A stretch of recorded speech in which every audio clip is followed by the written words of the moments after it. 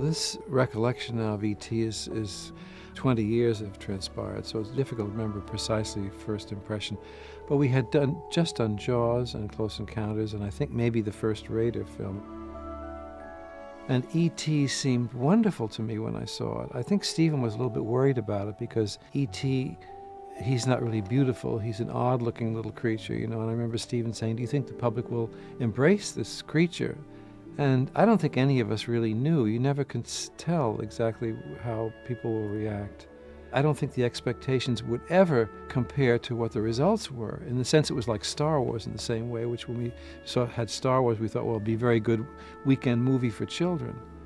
And the same thing with E.T. I think, well, we'll be successful, but not to become, I think, the #1 film, and people embrace it. And now I guess it's fair to say it's a classic, really. I think once we saw it with an audience, you could tell that this emotional connection was made between the children, E.T., all of it, and the audience. I don't think we're ever really, really worried about it, but I think the surprise was that it was as successful as it became. So, we could have a little kind of windy thing before the cut, which would lead the cut. Well, that's why E.T. turns... When John Williams saw E.T., you know, he was really happy with the film. And I can tell when John's happy with the film because we don't have a lot of musical discussions. You know, he already has themes running through his mind. Just so you know, we added a lot of stars to the beginning of the movie before the camera pans down to the forest. And I remember that I left him alone, and one day he called me, he said, "I want to play you some of the stuff on the piano."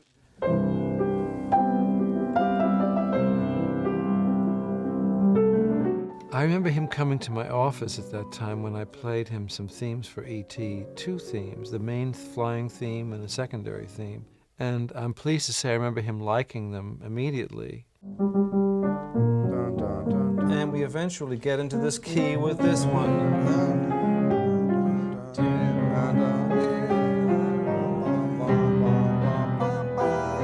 I loved it. It was great.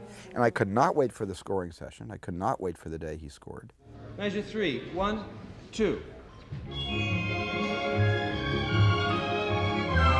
I think with E.T., the experience was typical of what we would do. Once we would accept that we have the right thematic material, then the discussion becomes more rhythmic.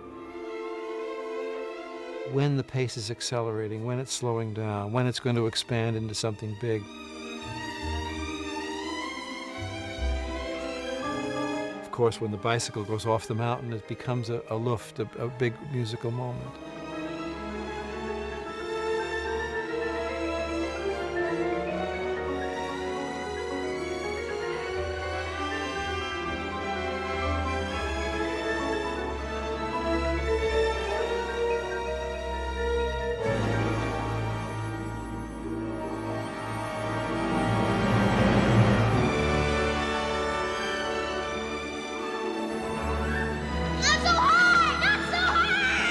A lot of the details in our discussions are mostly having to do with which cuts have accents, which cuts don't have accents. Maybe we don't have accent for this cut, this cut, this cut, in preparation for finally the one that will have some significant thing musically. And Steven's very interested in all those details and comes over and he will look and we chat, we talk. And much of it, the focus comes on the day when we record.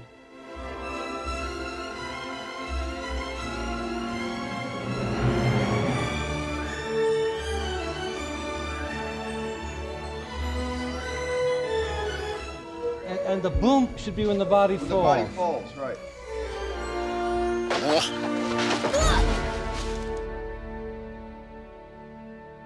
The end part of that film, beginning with the bicycle chase, as the little boys are trying to take E.T. back to the mothership and escape the police and get him safely back.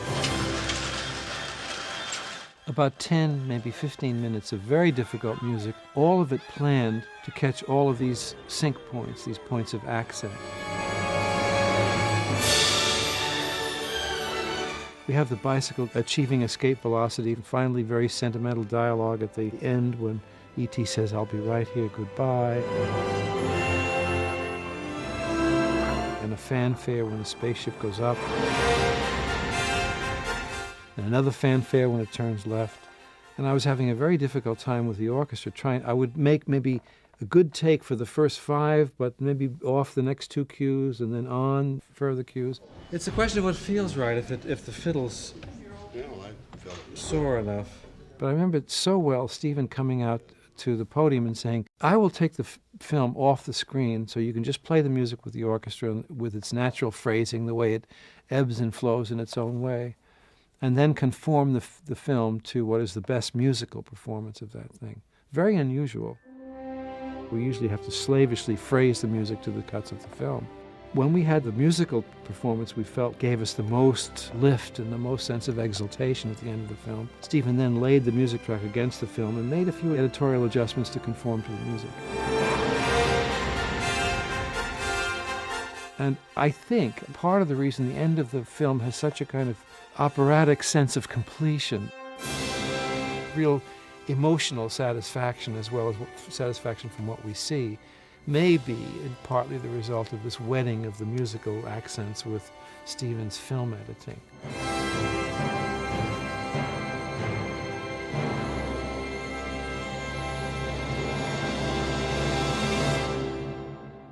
Oboes and instruments that play da-da-da-da-da-da-da-da, accent 2 and 3, please, so we have more rhythm. Try to concentrate. Don't be trying to be disturbed by Steven's filming. It's like having a camera in your bathroom, you know, when you're taking a shower, you know. Glad I'm dressed. Always working with Steven is a kind of opportunity for musical storytelling, so to speak. His subjects and his way of directing are very compatible with a sense of musical development.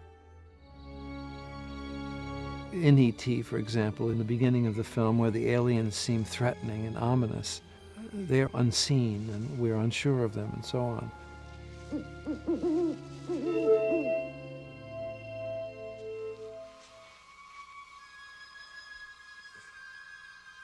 And the music evolves and morphs itself, so to speak, into something that's loving and familiar and finally almost familial in the sense of the little boys and the creature of E.T., that it becomes almost a kind of love theme between the two of them. We may have the first few notes of this emotional theme suggested early on, then 3 or 4 more notes, then finally the whole theme.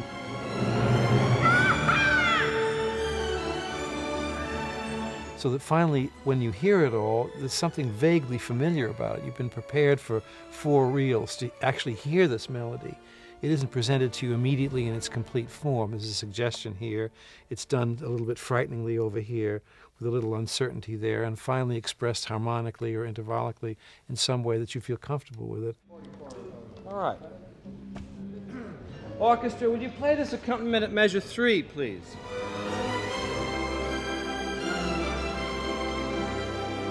I have received 5 Oscars, and people say, well, don't you get tired of such a thing? And I think it's a basic human thing that none of us ever get tired of being appreciated.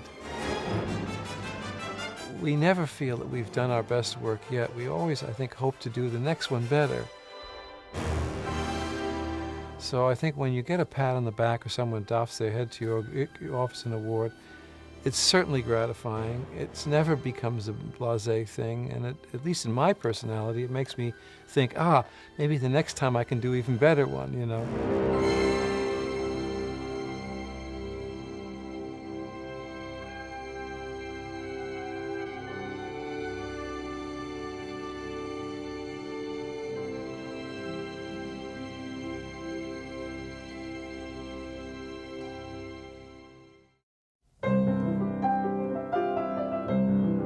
Watch where my fingers go now.